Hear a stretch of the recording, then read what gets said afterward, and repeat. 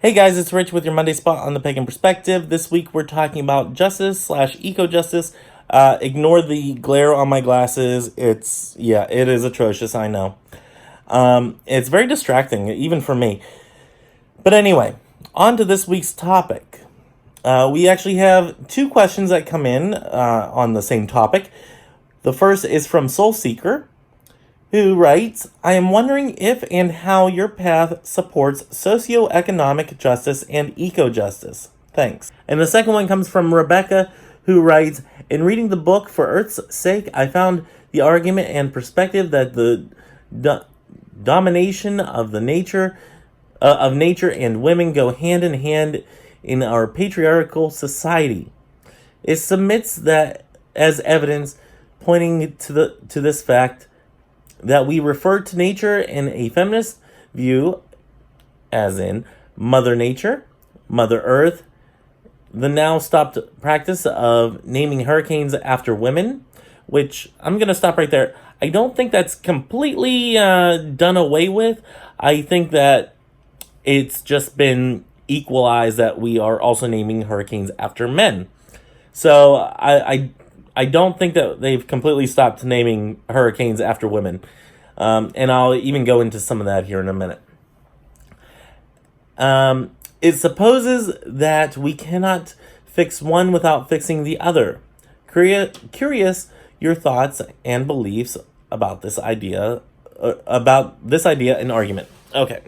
As I yeah, if you look up there, I have a little project going on. Yeah, he's going to be my little pal. Anyway, so let's go with the first one first, and then the second one second. I actually go in order. That's rare for me. So, sorry for the shakiness of the camera here. I'm doing this all on my phone. My camera's somewhere around here. I'll find it eventually. But anyway, so how my practice supports socioeconomic justice. Nowadays, it's more about bringing in the ideas of equality between religions, and not just of people of different nationalities and different skin tones and different genders. Mine is more focused on the religious aspect, and you can ask Car on this. I've gotten into full-out fights with family members and friends online or on Facebook, people who I thought I knew and people who I trusted their opinions and whatnot, and now have fallen in pretty much dislike of that I'm actually related to, because I post something that is historically accurate of the Muslim faith that happens to coincide with their own Christian beliefs, and they get angry because I don't have a doctorate in theology. How dare I say historical fact? I even got into an argument with my former pastor's wife, who's sitting there saying, "Oh, where did you graduate theological school and this and that, or theological college and all this? Where did you go to university?" Like, I didn't. I said, it's history. Look at the freak up, because it's common knowledge. And if you do your history research, you would know this. But you don't. You only think that one book is a history book. So, I am more on the religious aspect of the socioeconomic part. I am getting more into bringing light to people who have the white privilege and whatnot. I have been calling out these people more and more that, hey, you actually have this privilege that you don't even realize that you have. And they're like, well, I came from a poor family and this and that. I'm like, that's not the point. I said, people look at you differently because you're white, because you're a male, because you identify as straight. These are reasons that people look at you differently than they will look at a lesbian, a black lesbian, that might be pretty well off to do financially, they might still look down their nose at him, or at her. So, it's trying to educate people about these stigmas that we have grown up with and that we don't necessarily always realize that we have. I know that I don't necessarily always know that I have these privileges that come with being a white man in our society. So, as far as the socioeconomic justice, okay, I'm there for that. As far as eco-justice, I try to do my part. I know I fail drastically, but I am aware that I am failing. And I want to go back on the socioeconomic thing here for just a second. Whenever I get into these arguments, I kind of relish in the fact that, I got them all stirred up and I got them all crazy. But I also lament the fact that they got all worked up and crazy, because whenever they get defensive of their own beliefs, they don't necessarily look at it as, hey, maybe he has a point. And I really, it irritates me about that people can't have a smidgen of an open mind whenever it comes to socioeconomic justice. So there is that. Okay. Eco-justice. Not really a fight that I have been fighting. It's not something that really calls to me to be my fight in particular. My fight is more with the religious side, the equality of religions and equality of people that might believe differently. And that's always been the fight that I myself am called to fight. Now, that doesn't mean that I will sit there and say, oh, the polar ice caps are melting and that's somebody else's battle. Let them do it. No, that's not what that means at all. I try to do my part. I know I fail. But I try. And I try and I try and I try, and I know I continue to fail at this.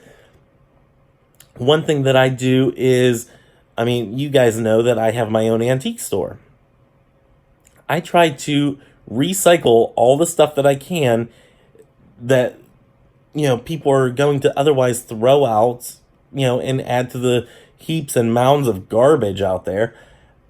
I try to upcycle that or recycle that or, sell it to people to, give it new life, give it new meaning, give it new purpose. And that's part of my fight with the eco-justice part. So as far as me, that's how I'm trying. And I know there's so much more that I can do, that I need to do. And I'm getting there. It takes a long time for this Capricorn to get his head out of his butt and get to it, but I'm getting there. Okay, so Rebekah, let's see, what was it? We cannot fix one without fixing the other. Curious on your thoughts and beliefs about this idea and argument. Okay, so I think that this argument I can kind of resonate with it just a little bit. I don't know if how I feel completely about it, but I can understand where they're going at with this argument in the book For Earth's Sake. I have not read this book. I do not know this book, so I will have to read it and go through it and get a more substantial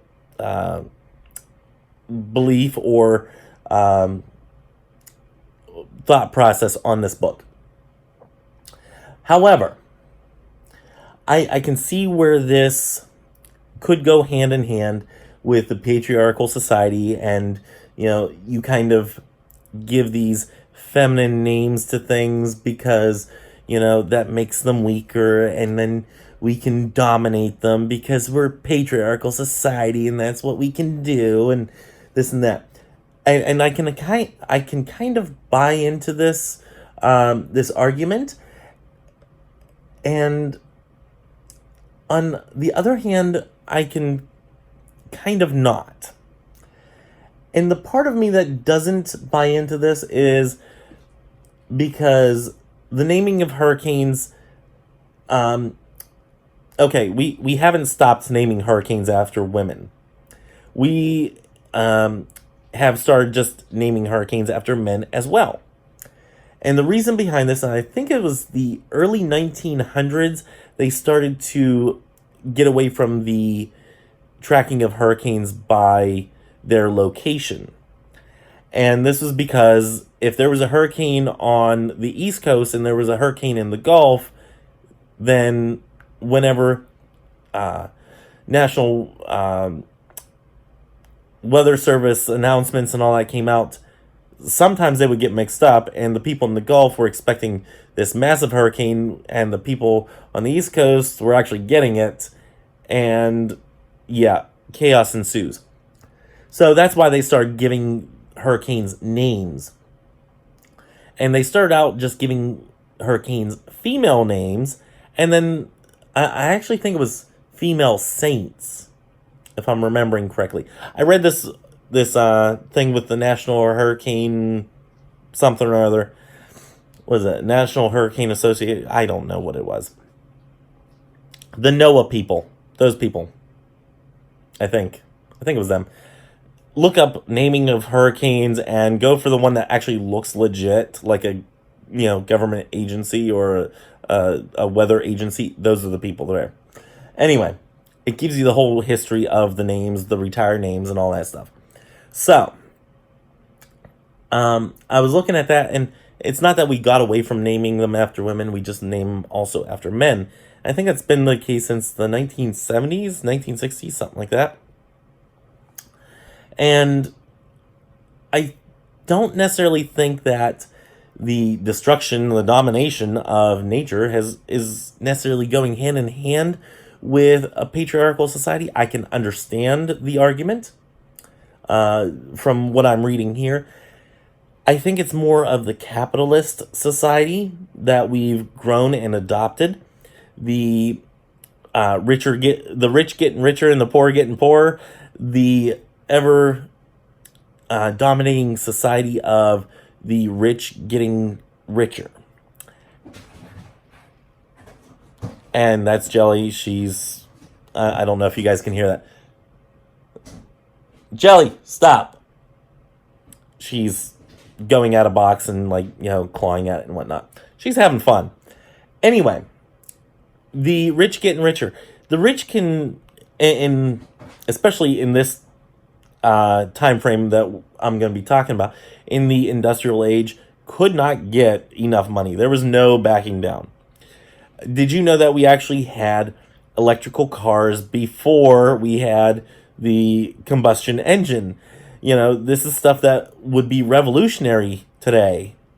Having had electrical cars way back then, instead of having all these decades and, almost a century, well over a century actually, of having smoke and smog and all this these other problems that the gas emission, the oil emissions, or whatever you want to call them, the emissions, the car emissions,